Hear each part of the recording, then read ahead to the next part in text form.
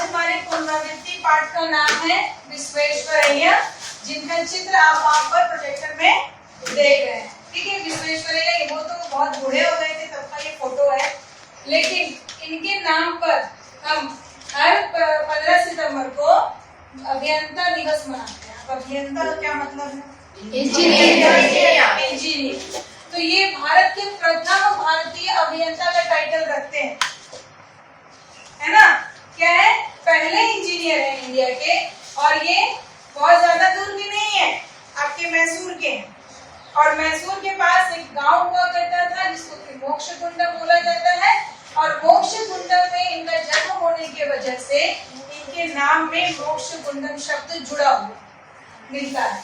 इनका पूरा नाम हम जब पढ़ते हैं तो क्या मिलता है? मोक्षगुंडम विश्वेश्वरैया। अब विश्वेश्वरैया का ये जो पाठ हमें अपने हिंदी की किताब में देखने को मिलेगा, उसमें विश्वेश्वरैया के व्यक्तित्व का परिचय दिया गया है कि as a human, as a person वो कैसे थे और किस तरीके से इतने महान बन गए कि उनके नाम पर एक दिन को घोषित किया गया। तो जब हम इसके बारे में जानेंगे तो फिर आगे आपसे कुछ क्वेश्चन पूछेंगे। ठीक है, तो पहले हम एक वीडियो देखते हैं जिसमें कि इस पाठ से जुड़े हुए कुछ फैक्ट्स हैं जो कि वीडियो में मैं बता रही हूँ। ठीक है ना?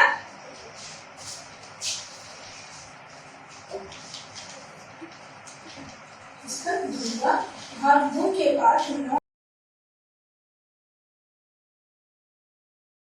इसके लेखक हैं श्री आर.के. मूर्ति, जिसका अनुवाद किया है सुमन जी ने। चलिए सबसे पहले हम इस पाठ का पठन करते हैं। आकाश में अंधेरा छाया हुआ था, बादल आकाश में मंडराते हुए एक दूसरे से टकरा जाते तो बिजली चमकती और गर्जन होता, फिर मूसलाधार वर्षा होने लगी। कुछ ही देर में गड्ढे और नालियां पानी से भर गई। आप भी शब्दों में ध्यान दीजिए कि किस तरह से मैं प्रोनाउंस कर रही हूँ, और आपकी स्क्रीन पर दिखाई दे रहा है ना सबको। आप भी साथ रीडिंग कीजिए, सुनते भी रहिए और पढ़ते भी रहिए। ठीक है। पत्तियों और टहनियों से पानी की बूंदें टप टप गिर रही थी। थोड़ी ही दूरी पर हरे भरे धान के खेत लहरा रहे थे। जहाँ विश्वेश्वरैया खड़ा था, नीचे की नाली का पानी उमड़ उमड़ रहा था। उसमें भंवर की उठ रहे थे। उसने एक जल प्रपात का रूप धारण कर लिया था। वह एक बहुत ही बड़े पत्थर को अपने साथ बढ़ाकर ले जा रहा था, जिससे उसकी शक्ति का प्रदर्शन होता था। विश्वेश्वरैया ने हवा और सूर्य की शक्ति को भी देखा। सामूहिक रूप से वे प्रकृति की असीम शक्ति की ओर संकेत कर रहे थे। प्रकृति शक्ति है, मुझे प्रकृति के बारे में सब कुछ जानना चाहिए। वह छोटा सा लड़का मुस्कुराया। फिर उसने थोड़ी दूरी पर निर्भीकता से मूसलाधार वर्षा में खड़ी एक आकृति को ताड़पत्र की छतरी हाथ में लिए देखा। वह उसे तुरंत पहचान गया। उसके कपड़े फटे हुए, वह कमजोर और भूखी हो रही थी। वह एक झोपड़ी में रहती थी। उसके बच्चे कभी स्कूल नहीं जाते। वह गरीब थी। विश्वेश्वरैया ने सोचा, वह इतनी गरीब क्यों है? उन्होंने बड़ी गंभीरता से कर्ज की और गरीबी के कारण के बारे में ज्ञान असीमित है, उसे बिना रुके सीखते रहना है, तभी उन्हें उन प्रश्नों के उत्तर मिल सकते हैं जो उन्होंने उठाए थे। उन्होंने निश्चय किया कि वो जीवन पर्यंत छात्र बने रहेंगे, क्योंकि बहुत कुछ सीखना बाकी है। तो यहाँ तक आपने पढ़ा, 2 पेज की रीडिंग इसमें हो चुकी है। अब देखिए जो मुख्य चीजें हैं वो यहाँ पर प्रश्न के रूप में दिया हुआ है। ये प्रश्न जब विश्वेश्वरैया छोटे थे, यहाँ पर देखिए फोटो है ना, इस रूप में जब थे तब उनके मन में ये सभी प्रश्न आते रहते थे। कैसे प्रश्न आते थे? ऊर्जा से जुड़े हुए, एनर्जी के जितने भी फॉर्म है जो विजिबली हम देख सकते हैं, महसूस कर सकते हैं, उससे जुड़े प्रश्न उनके मन में आते रहते थे। और वो सोचते थे कि काश इस एनर्जी का हम कुछ प्रयोग कर पाए। कैसे प्रयोग करें, कैसे इसको पकड़े, इस एनर्जी का यूज हम कैसे करें? तो ये सब मन में आता था। फिर ये भी मन में सोचते रहते थे कि लोग आखिर पुअर क्यों? क्योंकि जिस समय में इनका जो समय का काल है, जिस समय में ये हमारे देश में मौजूद थे, उस वक्त आजादी नहीं थी। ठीक है, आजादी भी नहीं थी और देश में क्या बहुत ज्यादा गरीबी थी, क्योंकि हम गुलाम थे ना पहले। हाँ, हमारे ऊपर ब्रिटिश सरकार का हुकूमत चलता था। तो इस वजह से भारत में बहुत सारी प्रॉब्लम्स, बहुत सारी समस्याएं थी। तो इनका मन उन समस्याओं से जुड़ा हुआ था, लेकिन क्योंकि बच्चे थे तो इनको समझ में नहीं आता था ये समस्या का कारण क्या है, गरीबी क्यों है, अगर कोई नौकरानी है तो फटा पुराना साड़ी क्यों पहन रही है, और नौकरानी वो बनी ही क्यों है, वो उनकी तरह अच्छे घर में क्यों नहीं रहती है, झोपड़पट्टी में क्यों रहती है, झोपड़ी समझते हैं ना, हट में क्यों रहती है, और जो झोपड़ी में रहने वाले लोग हैं उनके बच्चे स्कूल क्यों नहीं जा पाते हैं। इस तरह के प्रश्न छोटे रूप में छोटे विश्वेश्वरैया के मन में आते रहते थे, और क्योंकि ये क्वेश्चन उनको लगातार आते रहते थे इसलिए धीरे धीरे इन क्वेश्चंस का वो आंसर, इन प्रश्नों का उत्तर भी वो खोजते जाते थे, और रुके बिना, मतलब अपने मन में इन क्वेश्चन का जब तक आंसर नहीं मिल गया तब तक प्रश्न करते रहते थे, सोचते रहते थे, और धीरे धीरे अंतर्दृष्टि शब्द देखो वहाँ पे जीवन के बारे में अंतर्दृष्टि प्राप्त होने लगी, मतलब उनके अंदर लाइफ क्या है, ट्रू फैक्ट्स क्या है, लाइफ में कितने दुख हैं, कितने सुख हैं, उससे जुड़े हुए प्रश्नों का उत्तर इनको मिलना शुरू हो गया। कहा अंतर्दृष्टि यानी इंसाइट इनके अंदर डेवलप होना शुरू हो गया, और इन्होंने बाद में क्या निश्चय लिया कि ज्ञान जो है वो, नॉलेज जो है वो असीमित है, इन्फिनिटी है नॉलेज। एक ह्यूमन बीइंग एक लाइफ लॉन्ग में कितना सीख सकता है, जीवन भर में कितना पढ़ाई कर सकता है कि उसको सब पता लग जाए। इसलिए इन्होंने क्या डिसाइड किया कि वो लाइफ लॉन्ग क्या निश्चय किया, पढ़ो तो छात्र पढ़िए। उन्होंने निश्चय किया कि वह जीवन क्योंकि बहुत कुछ सीखना बाकी है। वेरी गुड, बहुत अच्छा। उन्होंने ये निश्चय किया, ये डिसीजन लिया कि अब मैं लाइफ लॉन्ग एक स्टूडेंट ही बना रहूंगा। स्टूडेंट बनने का मतलब ये नहीं है कि स्कूल में ही बना रहूंगा। छात्र बनने का मतलब होता है जो हमेशा सीखने के लिए तैयार है, चाहे नौकरी कर रहा है या फिर घर संभाल रहा है, खेती बाड़ी कर रहा है, तो भी सीखना एक गुण होता है। उन्होंने निश्चय किया कि ज्ञान से जुड़ा हुआ जो भी विषय मुझे सीखने का मौका मिलेगा मैं सीखता ही चला जाऊंगा, और कब तक, जीवन पर्यंत, मींस लाइफ लॉन्ग। ठीक है, ऐसा उन्होंने निश्चय किया था। ओके, आगे बढ़ाते हैं और इसके बाद देखते हैं अगले विषय। इसी संकल्प में उनकी महानता की पूंजी। हाँ, इसी वजह से वो महान बने। विश्वेश्वरैया का जन्म मैसूर, जो कर्नाटक में है, कि मोदेनाहल्ली नामक स्थान पर 15 सितंबर 1861 को हुआ था। उनके पिता वैद्य थे। वर्षों पहले उनके पूर्वज आंध्र प्रदेश के मोक्षगुंडम से यहाँ आए और मैसूर में बस गए थे। 2 वर्ष की आयु से में देखिए हमें ये पता लगता है कि उनके घर परिवार का माहौल कैसा था, हमारा घर कैसा है, हमारे घर में लोगों की सोच कैसी है, किस तरीके से हमारा बचपन बीता है, ये बहुत कुछ तय करता है कि आने वाले समय में हमारा विचार कैसा होगा, हमारी सोच कैसी है। तो बचपन में ही इनके घर में जब ये केवल 2 साल के थे, छोटे से एक बालक थे, तब कहानियों के रूप में कौन सी किताबों का चयन बता रहे हैं? पंचतंत्र। ये कहानी आप लोगों ने जरूर सुनी होगी, पढ़ी होगी। इसमें क्या है, लाइफ से जुड़े हुए बहुत सारे प्रश्नों का समाधान मिलता है। कहानियों के माध्यम से जीवन के बारे में हम जानते हैं। पंचतंत्र किसने लिखी गई थी? पंचतंत्र की कहानियों में क्या मिलता है?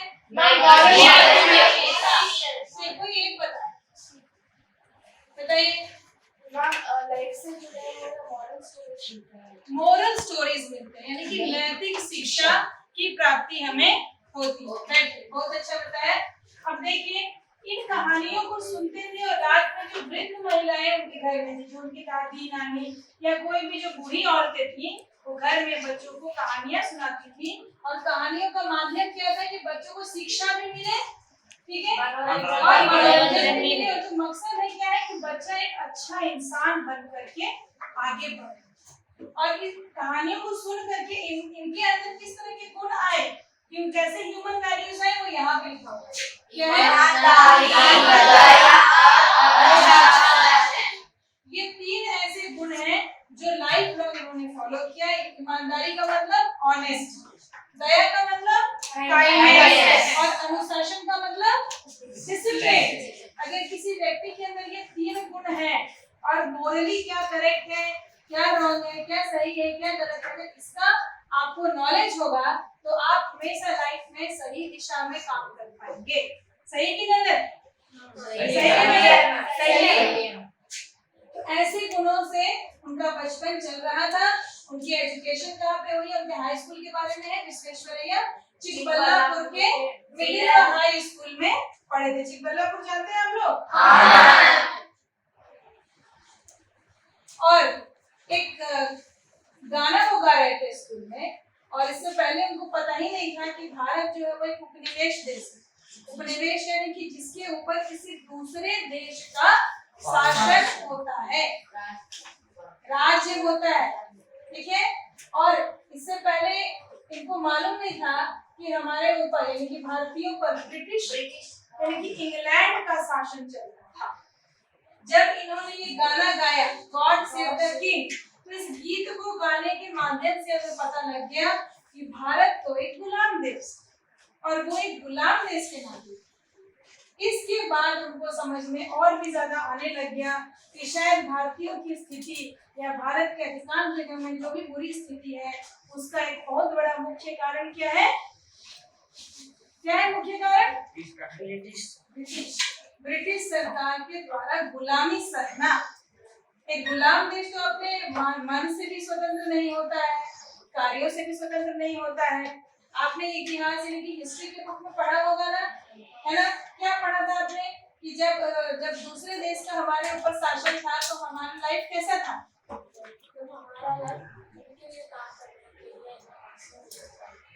हाँ, केवल हम उनके ही दिए हुए ऑर्डर्स को फॉलो कर सकते हैं। जो उनकी इच्छा है हमें वैसे ही रहना पड़ता है।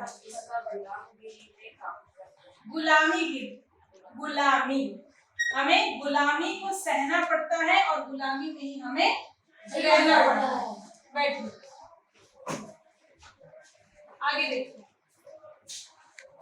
भारतीयों को कुछ कहने का अधिकार नहीं था। भारत की अधिकांश संपत्तियां विदेशों में हड़प गई। क्या उनके घर में काम करने वाले लोग दिख रहे हैं? ब्लर हो रहा है, शांत होगा उसके बाद। तो एग्जाम्पल दिए गए। पहला उदाहरण जो है ये है कि उनके जब जीवन में परेशानी आई, कैसी परेशानी आई? उनके पिता की मृत्यु हुई, कमाने वाला व्यक्ति जब परिवार में नहीं रहा तो पढ़ाई लिखाई का खर्च कैसे उठाया जाए, आगे की पढ़ाई कैसे की जाए और दूसरे के ऊपर डिपेंड भी ना रहा जाए, इसका जब समाधान खोजने की बारी आई तो किसी के दिमाग में ये बात नहीं आ रही थी कि ट्यूशन पढ़ाया जाए। केवल विश्वेश्वरैया ने अपनी माँ को समझाया कि वो अपने मामा के यहाँ पर बैंगलोर में जाकर के पढ़ाई कर सकते हैं और क्योंकि वो पढ़ने में अच्छे हैं और उनके पास बहुत नॉलेज है तो वो ट्यूशन भी पढ़ा सकते हैं। ट्यूशन से कुछ पैसे आ जाएंगे, कमाई हो जाएगी, अपना फी भी दे देंगे और मामा को भी कुछ पैसे फाइनेंशियली सपोर्ट कर देंगे तो मामा भी खुश हो जाएंगे, हैप्पी हो जाएंगे कि जो हमारा भांजा है, हमारा जो नेफ्यू है वो तो यहाँ पर आकर के हम पर बोझ नहीं बनाया बल्कि एक सपोर्ट बन गया। तो इस तरीके से इन्होंने अपनी पढ़ाई के लिए भी एक समाधान खोजा था कि पढ़ाई बीच में ना रुके।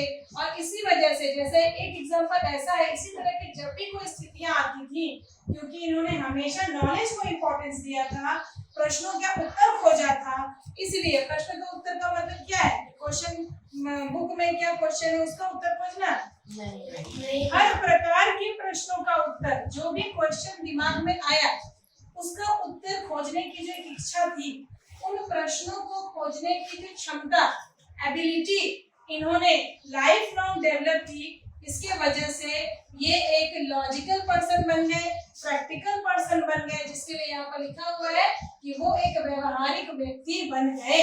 उनको पता था कि कब कैसे व्यवहार करना है, कब कैसे बातों का समाधान खोजना है, और यही उनके जीवन का सार था। उनका क्या संदेश था? क्या संदेश है उनके लाइफ का? क्या संदेश है, क्या मैसेज है जो उन्होंने दूसरों को दिया? हाँ बताइए रचना।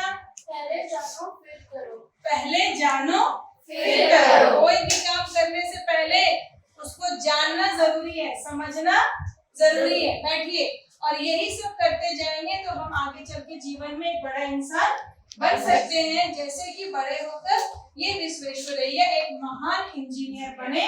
और इन्होंने बहुत से ऐसे काम किए जिसकी चर्चा मैं इस वीडियो में आगे आपको बता रही हूँ।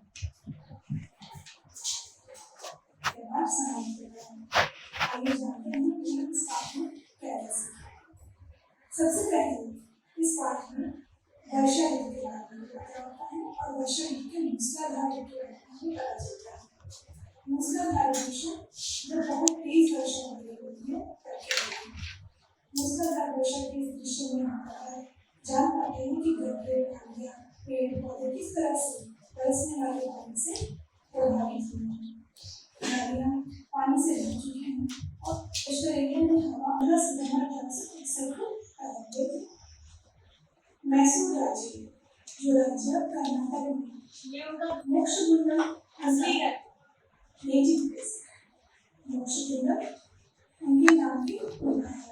शुरुआत में भी हमें पता लगता है पूर्वज आंध्र प्रदेश के थे और मोक्षगुंडम जिले के बाद में भी मैसूर के बस गए। उसकी आयु में के द्वारा भारत में न केवल बांध का निर्माण किया, ये ब्लॉक सिस्टम भी हमारे देश में लेकर आए थे, जिससे कि बाढ़ की समस्या में निजात मिली थी। विश्वेश्वरैया हमें देश में और समाज में और अपने प्रति किस प्रकार से जिम्मेदार बनाया जा सकता है उसकी सीख देते हैं। आशा है कि इस पाठ से आपको कुछ सीखने मिला होगा और आप भी अपने जीवन में महानता की खुशी प्राप्त करेंगे। जो मैं आपको पाठ के अंत में समझा रही हूँ एडिशनल फैक्ट, वो आपकी किताब में नहीं है ना, वो एडिशनल इंफॉर्मेशन है, उसको आपको वीडियो लेसन में दिखाया गया है, उसको समझाने के लिए कि आप विश्वेश्वरैया जी के जो योगदान क्यों, जो इंजीनियर डे क्यों मनाते हैं, इसके बारे में आपको नॉलेज हो है ना।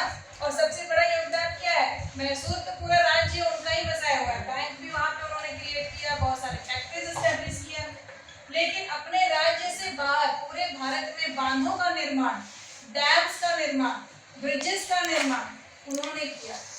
और ये टेक्नोलॉजी वो जापान से सीख करके आए और फिर पूरे भारत में जहाँ जहाँ पर नदियों के द्वारा दो अलग अलग राज्य आपस में जुड़ नहीं पाते थे, एक जगह के लोग दूसरी जगह पे केवल नावों के द्वारा जा पाते थे, वहाँ पर उन्होंने ब्रिज बनाया, डैम बनवाया, उसको रोड से कनेक्ट किया ताकि लोग एक जगह से दूसरी जगह आसानी से जा सके। और जो फ्लड का सिचुएशन होता है, बाढ़ की जो स्थिति थी, जो पूरे भारत में पानी ऐसे फैल जाना, लोगों की मृत्यु हो जाना, उनके जानवरों का बह जाना, खेतों का बह जाना, इसकी वजह से जो भी नुकसान होता था, जो आर्थिक परेशानियां आती थी, फाइनेंशियल क्राइसिस आता था, उसको रोकने में इनका बहुत बड़ा योगदान है। ठीक है ना, समझ में आ गया।